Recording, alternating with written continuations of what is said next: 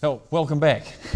We're really getting into the Christmas spirit here. I'm absolutely surrounded by toys. We've got the Toy Makers Guild represented very shortly. But first of all, I love anything that's especially Southern, and there's nothing better than creativity, especially when it's a song written by very young people. 7 and 8 years of old they are. They've written their first hit. Let's go to Newfield School and find out how they did it. You've written a song, they tell me. Is this the first song you've written? Yeah. Where did the idea to write a song come from? When we were at lunchtime, we saw the sun and we thought we'd make a song about the sun. Excellent. Can you tell me the first verse? How does the first verse go? And the sun goes down between two tall mountains.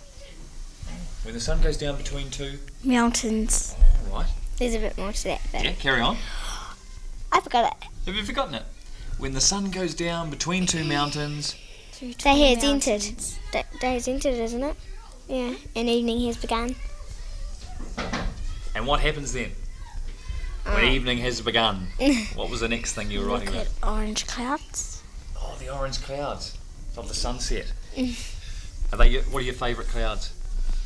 When the sun's going down, it looks really nice. Yeah. What's the chorus? Have you got a chorus? Yeah. Okay. It's a bit of, How does it go, Carley? Are you just going to wait till another sun goes down? It is still sitting there, and I wonder why it doesn't set. I walk across the sand for the breeze upon my face. Then I look to the sky and I see the sun go down. That's beautiful poetry. Isn't that tremendous? You can write poetry like that. How did you learn to write like that? Because one day in our classroom we were studying poetry. Right. And what were your feelings with that sun going down and the breeze upon your face? What are you feeling inside? We're happy when we're making art, but then when we showed the teacher and everybody else, we're kind of like really scared that they'll say, no, you can't have it or something like that. Right. Were you a bit scared too? And what did they say? They said you've got really good poetry and you really did a good job of it. And where'd you get the music from? A music teacher. Oh, who's your music teacher? Mrs. Clark. Oh, and did she write the music herself? Yeah. And what did you think that first time when you heard that music? Did it fit your song? What did you think? Yeah, I fitted our song. It was really good.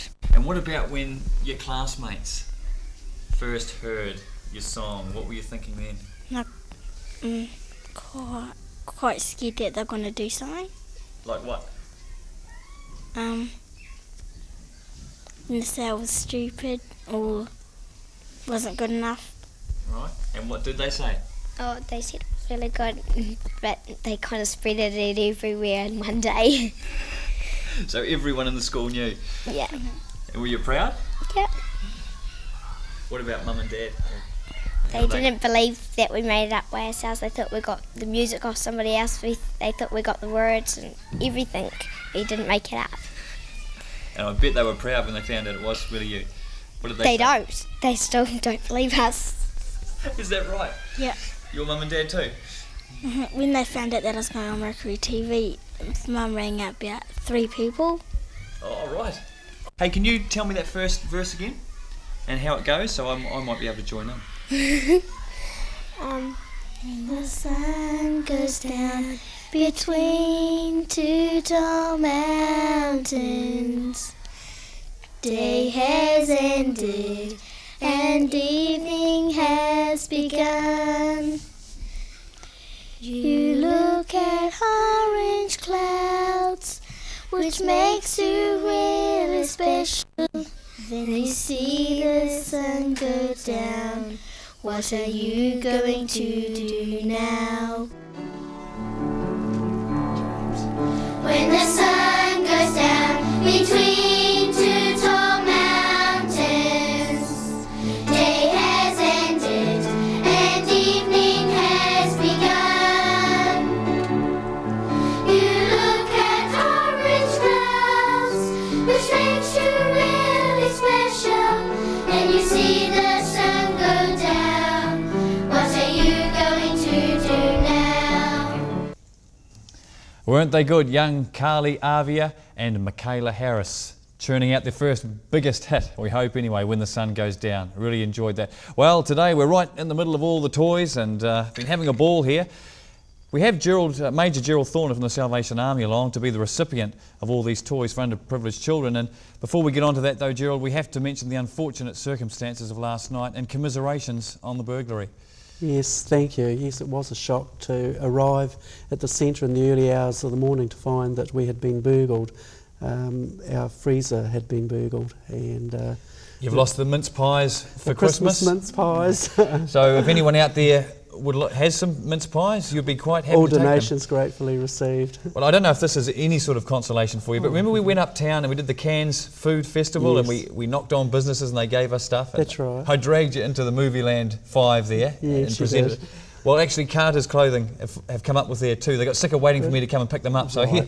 here's a Thank you. start anyway. Thank you very much. Okay. Appreciate that. Great. Now to move on to the happy news and to welcome along Noel Brinston. Welcome, Noel. Now, you're from the Woodworkers Guild. South of Woodworkers Guild, that's correct. Good on you. And these toys, these amazing toys that I've been playing with in here, are the result of you guys getting together for Christmas. Where did this idea of making toys for underprivileged children come from?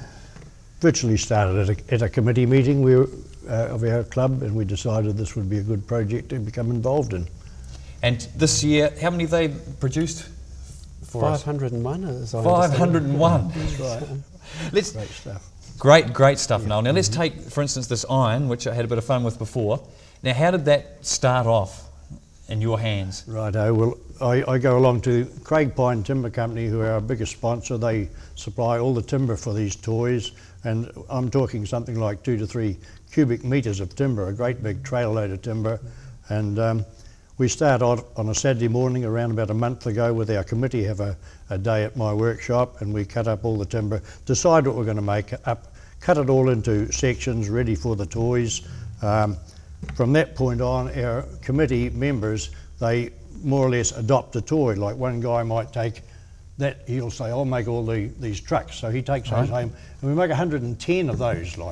So he takes all the materials home for them. His job is to go around and get other guys to do certain stages of that in their workshops. Yeah. Awesome toys. Which one was your favourite? What were you making this year, I Noel? was making blackboards. Blackboards, were you? Yeah, Too big to fit on our table. That's right. Oh, right. Yeah. I like the skipping rope here That's too. a good one, yeah. That's a beauty, isn't yeah. it? That really does look good. Good stuff. Hey, there must be a lot of work in this smoothing off part and then the detail. Oh, a pretty good wood turner done that, Jacob Brent Niven, and he didn't need very much sandpaper to do it. He's a good wood turner. Is that right? Yeah.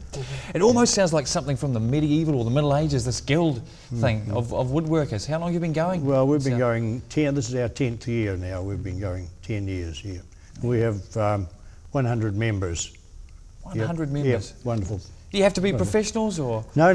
Majority of us would be amateurs here, and it covers the whole spectrum from, we've got a lot of wood turners, cabinet makers, toy makers.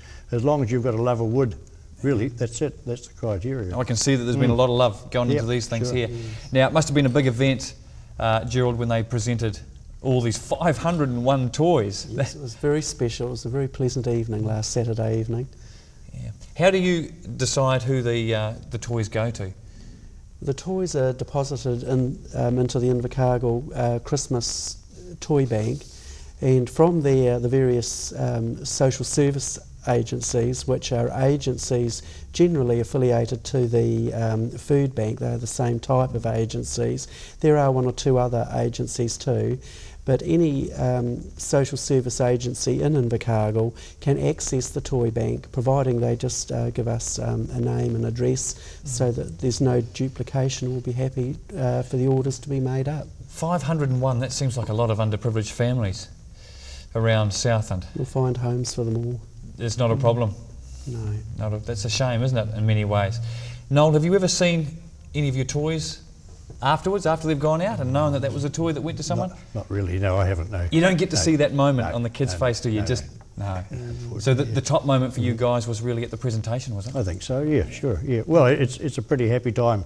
When we've finished them all, we have a day at home and we oil all the toys, and when you can see them all grouped together there, it's pretty special. And then the big moment, I think, is presenting them, sure.